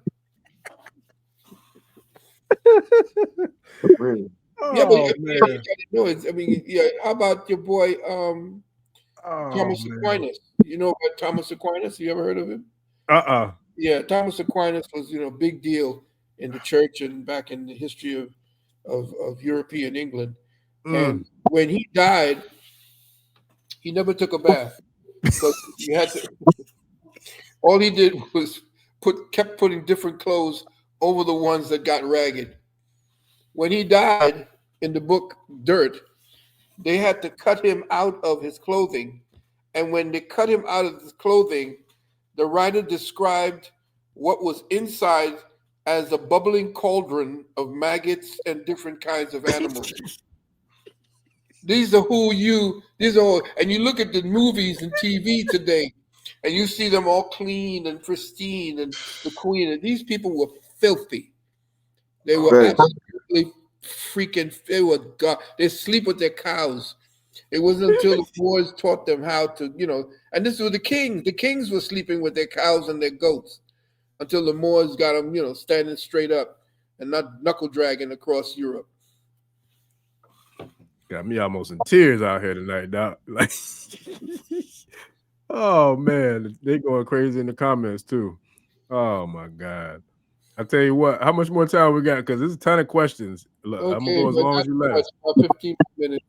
Okay. Look, I'm gonna go because some of them trying to turn up on me, talking about I ain't asking questions from the audience, but trust and believe, I do that every show. But this show is different because you can't interrupt greatness, man. He going in tonight. So one of them is I think that ain't really relevant. But let me see this one. Dr. Valentine, you mentioned in one of your webinars a couple of years ago that they will try to destroy some countries in the Caribbean, and it's happening right now. What are your thoughts on that? I spoke about that, and I spoke about many other things having to do. I'm glad that a lot of you young people, thank you so much, good brother or sister, for actually paying attention to that, and they're getting ready to do that. I also said that Trinidad, my family home, was sinking because the oceans were rising, and Trinidad is actually losing landmass as we speak. And so are other places like up north, Greenland and these areas. They're losing landmass in different parts of the world simply because the earth has to change its resonance, and water changes the resonance, the earth changes the resonance, and consciousness is what predicates the changing of these resonances, human consciousness. So there is going to be they're going to go after the Caribbean because they're finding artifacts now down around the ocean floor of the Caribbean. That's like where they have the area that they call the Bermuda Triangle, and areas there in down around by Brazil and the outskirts of Brazil. In fact, there was a city on the eastern side of South America called Egypt that the Jesuits used to use. In fact, the Jesuits used to trade in products, and the black ships with crossbones was their ships. Before they outsourced that job to the pirates. And they used to take, the breadfruit and all these things. They used to enslave the people, and they built these places called I don't know, the redundants, or there was a place. This is where the projects came from. It was the Jesuits who created it, and they would house the people in these, I forget, it's reclusions, redundants. It's one of the names. It started with an R. And they would then have the people enslave them to grow food, to dig mines, and all the treasures. And their ships, the Jesuit ships, were all black sails. So you didn't mess with them. So they used to steal, and that's how they themselves. They would also seduce widows who took the money from the widows who the husband left the money to, and get the widows to sign it over to the church. Their money before she died. So the Catholic Church was beat good. They don't worship Jesus Christ; they worship Lucifer, and you hear them in their prayers praise Lucifer. And who is Lucifer? Lucifer is nothing more than Venus. Venus is the one who is the morning star. It helps to bring the sun of God up. The sun of God is what crests over the horizon. But if you were to look up on a clear sky during the summertime, you will see a bright, bright star. That's Lucifer. In fact, the Vatican has more periscopes than any other country on planet Earth. Biggest one they have is nicknamed Lucifer. Wow. Yeah. What's the Vatican named after, OG? If you don't mind me asking real quick. I don't know. I know it was Vaticanus. Vaticanus means hills. The Vaticanus is the word for city of many hills. Because they say it came after some kind of a goddess named something like that. Yeah, Vatican. That recently too. Probably so. But it when I studied it, it meant several hills, the city of 3 hills, something to that effect. I got another one real quick, Doc, because I know we're running short on time. So Sean P77 said, if I remember correctly, I came across some info saying Black Rock has some type of connection to Antarctica. It may have been from Billy Carson's. There's a super secret pyramid there in Antarctica. Yeah, I just saw that.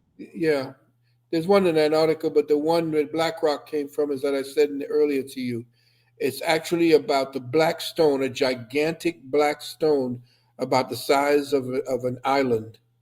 And this black stone is magnetic, highly magnetic, and there's a cauldron around it and 4 rivers pouring out from there. It's getting ready to melt. The ships that are going to be sitting over there, and they've been hovering over it for a while to see what that's about. But Black Rock is named after, and it's Spanish. If you're Spanish, Black Rock, look for the oldest map of the Arctic, and you will see that sitting right there in the middle with 4 estuaries from it is the word in Spanish called Black Rock. And you see it as a gigantic rock sitting in the middle of the Arctic. That's the one where Black Rock took that name from.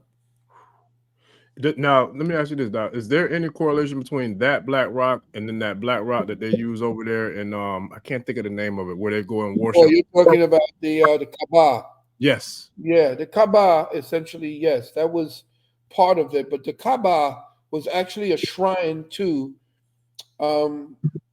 what's his name? The starts with an S. What's the god? The Hindu god? Shiva? Shiva.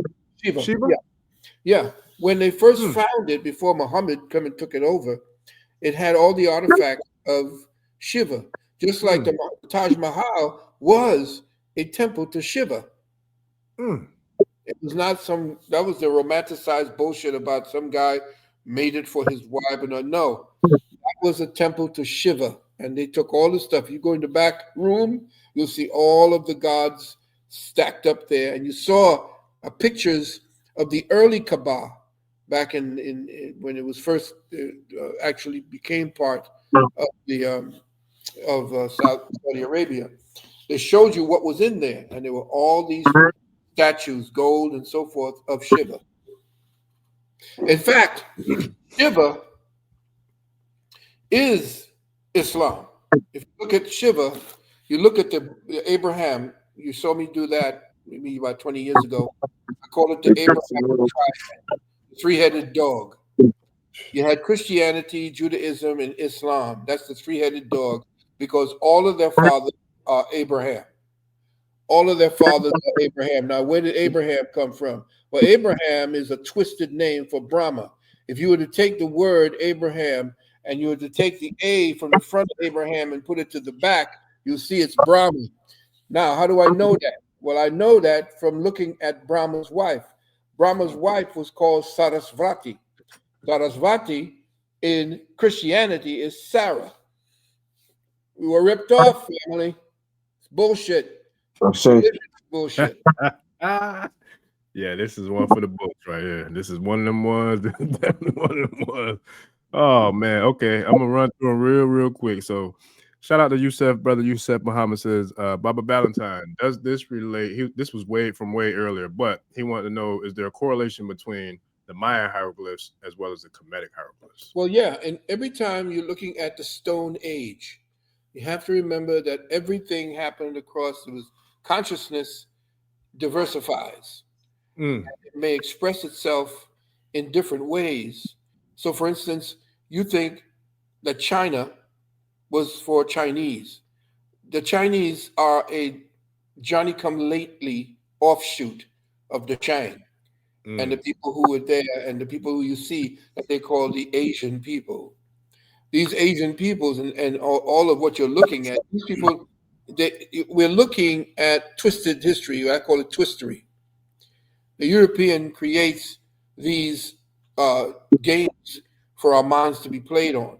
But the Mayan hieroglyphs and the so-called, and these are not hieroglyphs, they're actually called, there you go, they're actually called petroglyphs for the European, but they were the Medu-Necha for us. Medu-Necha. Medu meaning the word, and the Necher meaning God. That's where nature, the word nature comes from.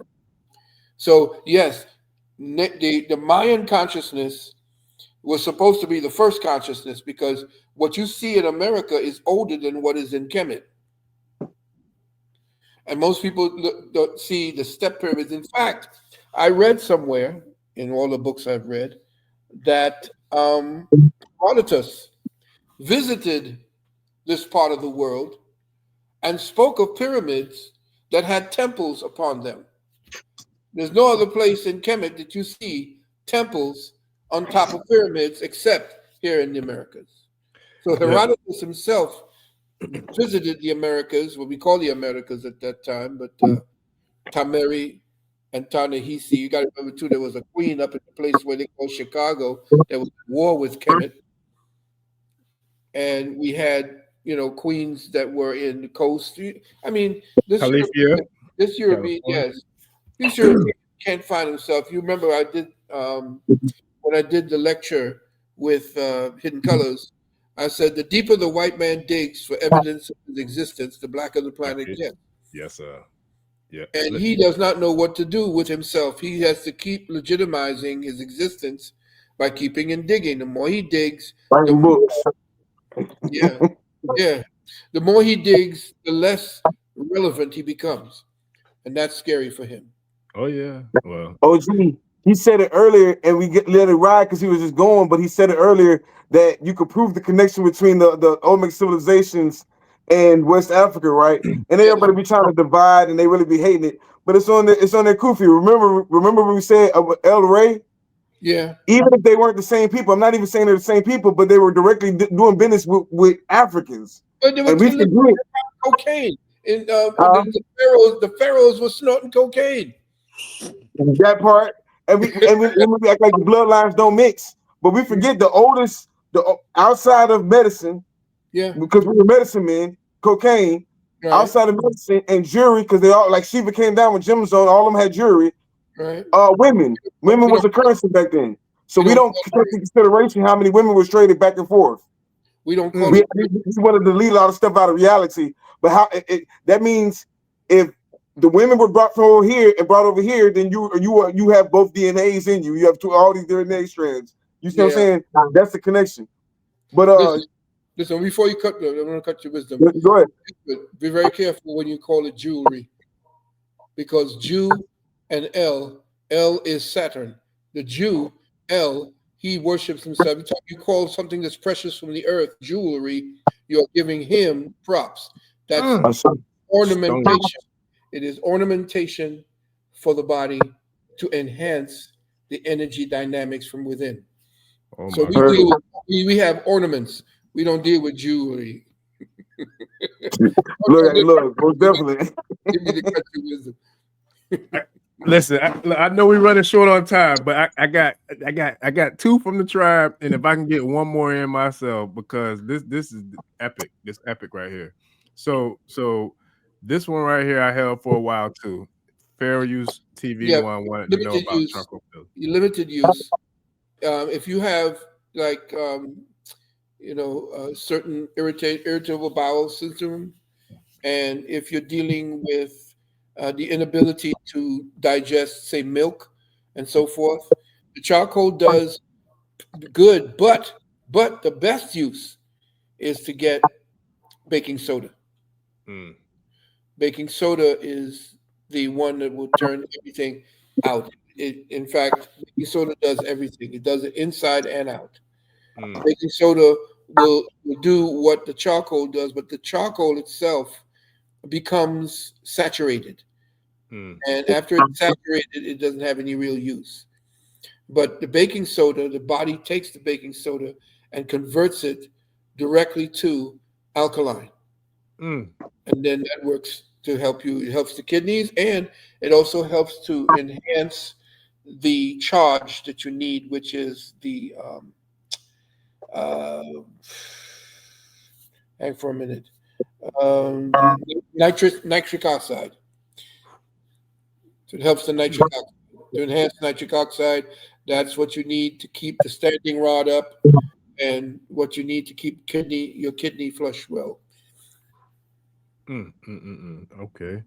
Shout out to Sandra Edwards 4278 wants to know, this is heavy. How about Orion spell the series? Yeah. Our people were connected, especially the Dogon. They were connected to a certain part of the revolving dome. And they found that as the dome revolved, that when certain star systems were placed that are fixed, and there's some that move. Okay, the pole star never moves. You can look up at the polar. That's what they call it. The poles, the two poles. There's no two poles. Only one pole. There's no South Pole. South Pole is nothing more than a gigantic ring of ice that's holding the oceans in. You can go anywhere in the South from any part of the Earth mass that we have, and you'll end up with an ice wall. Okay, so if we're talking about Orion, our ancestors dealt with what is known as Theo, Theo, how to say it? It's. Let me see what I'm dealing with this. Astrotheology, let's call it. Mm. Astrotheology is God speaks to us from the original hieroglyphics of the sky. And the original hieroglyphics are what we call what? The original hieroglyphics are what we call the Zodiac. Right. The zodiac was essentially a zoo because most of these star configurations took on different animal shapes and affected certain ways that the electrical signature of consciousness would travel from one synapse to the other. At that time, they knew that when certain star configurations were in the sky, certain things happened to people because those who were in tune with nature would then align with what was the narrative that was being broadcast to us to light figures. Light signatures, which you heard me talk about maybe 30, 40 years ago, called light code lockdown. Light code signatures come from the sun and are diversified through as plasma that we breathe in and we use on our skin to make sure that our copper is working properly. But at night, that's when your pineal is active. It's not active during the day under the sun. It's active under the magnetic moon. And that during that time, when you see the stars, not like today, because everything is lit up, and when it's lit up, you can't see the sky. When you see the sky and you see all the different configurations, that's when the priests would go out to meditate. That's when they did over here, the so-called autochthonous people, they would go on their ghost walks. They would go on these walks where young people would go out, and they would sit under the night sky, and depending on when they were born, they would then go there and feed from that particular sun sky, or that night sky, and that particular zoology or zodiac, and it would feed them and give them information as they meditated out under the sky, under their own star that they were born. So everything you see from what they call, the zodiac and astrology and so forth, astrology, numerology, all of these were ologies or studies of the sky, studies of nature. Nature is a mathematician. As she creates or as she follows the orders of the intention of the master, which is the father figure, the father feeds her, she becomes, and we now study her. That's why you see her in the tarot. She's sitting there with a mask over her face. Her hand is on a book, and she's pointing up, and she's saying, "None may lift my veil until they are ready." And that book has all the knowledge. And when you lift her veil, that's when you get all the secrets. Lifting her veil is what you see as the illusion, but behind the illusion, there is a working dynamic, a working mechanics that we can study. Today, the white man has taken and turned her into a whore. So nature is no longer the beneficent mother. She's become the whore of Babylon. She has now been turned out by these sick bastards who want to turn her the atomic part. They want to turn all the different parts of her and make her weaponize everything they do that man has discovered. We could have been driving on water. We could have been flying on magnetic energies by just resisting the earth. We could do everything, but this devil, this white man knows that once we advance, he dies out. So he has to keep pipping us. Yeah, excuse me, the comments are going crazy. I know I asked for two, so I don't want to go. We winding down now. Yeah. So I ain't gonna keep going, but I'll share this one. Is that a picture of Uncle Hank? No, that's him. He meditates. That's scary. Oh my God! He meditating on the call. I'm just meditating. He said, "Send the picture." I'm like, that's why I'm about to say we gotta do a part 2, man.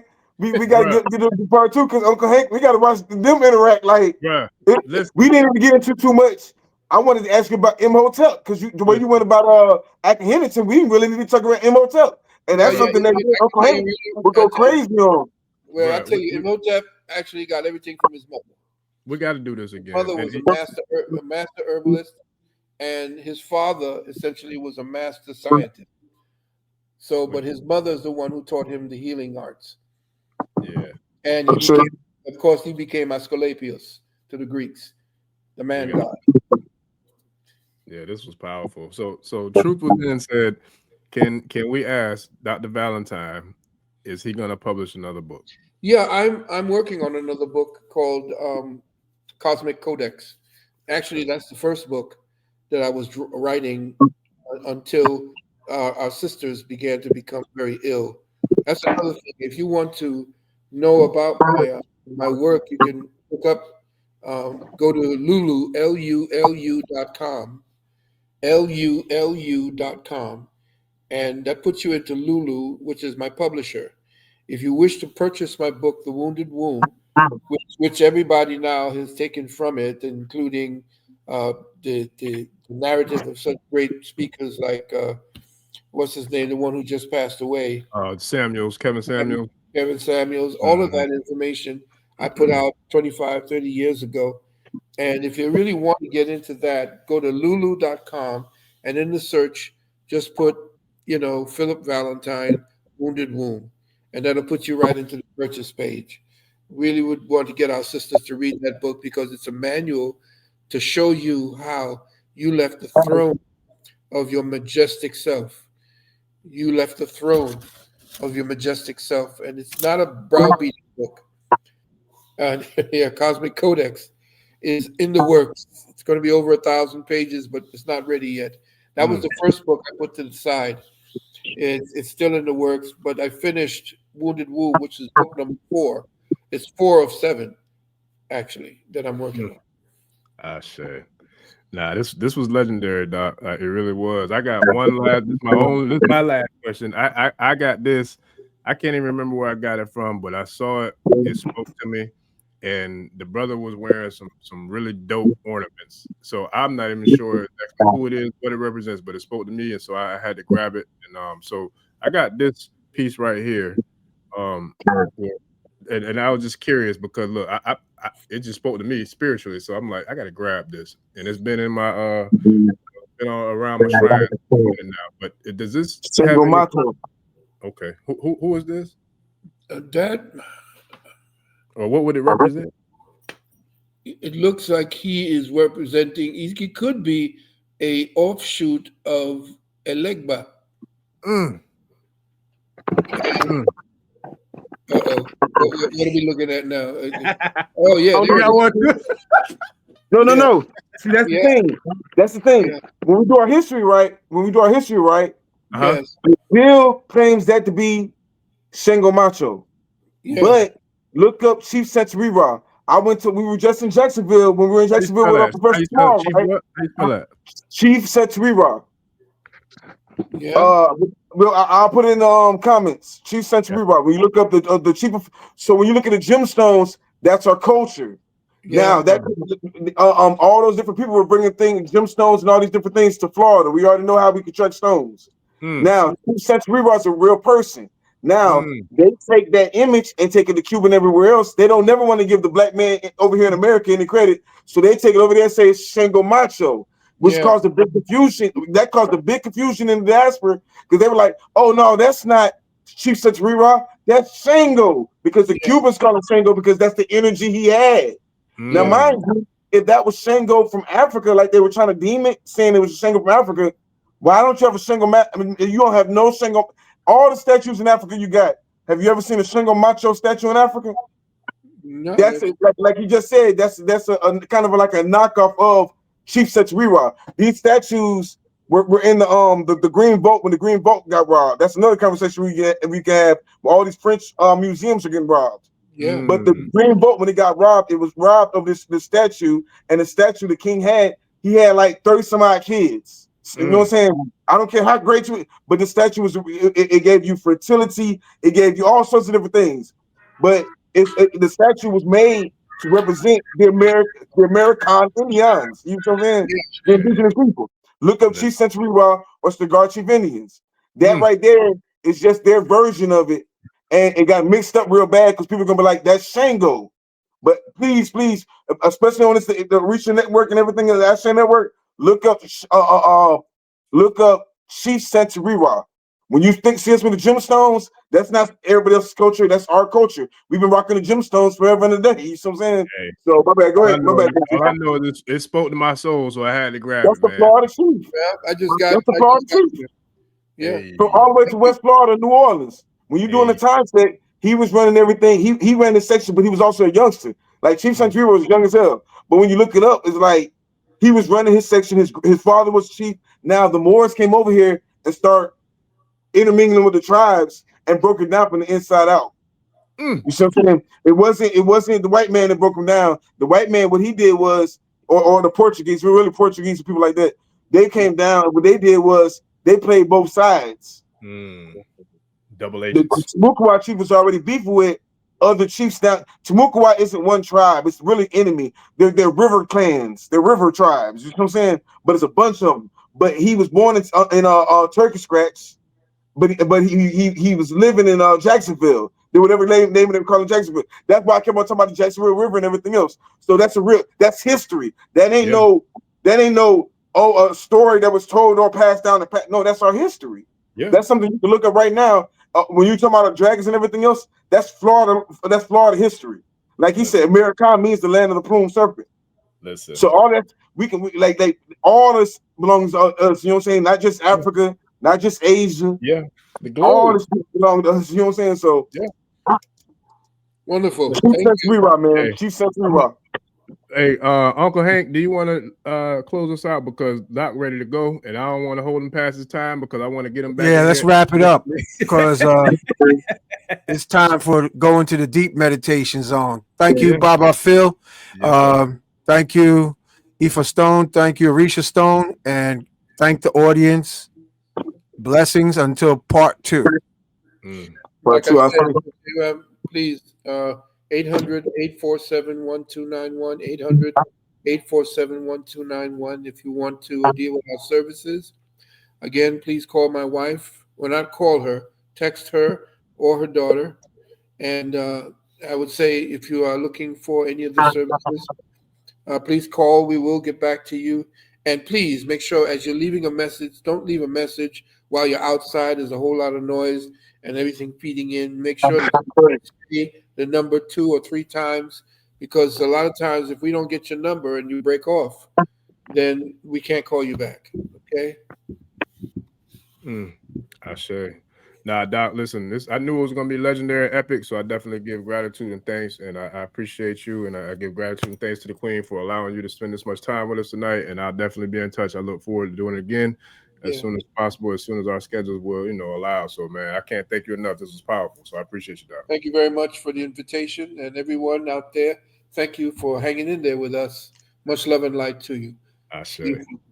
Yes, sir. All right, family. I appreciate y'all, tribe. We'll see y'all on the next episode. This has been another episode of the African Spirituality Experience. I'm your host, Orisa Gbemi. Shout out to Dr. Baba Phil Valentine, as well as Uncle Hank, and none other than Orisha Stone up in this thing, man. I appreciate you all, family. I'll see y'all on the next one. We out, family. Peace. Odabu. Ẹni tó gbàgbé ilé sàpò ìyàgbọ́ tẹ́ǹtì ẹni takísà ní tàtàn ò bá padà sílé anítìjàkọ ẹja lọ pé eégún mo sí ẹni gbẹ́rẹ́ ìpàkọ́ forsake not your ancestors and praise your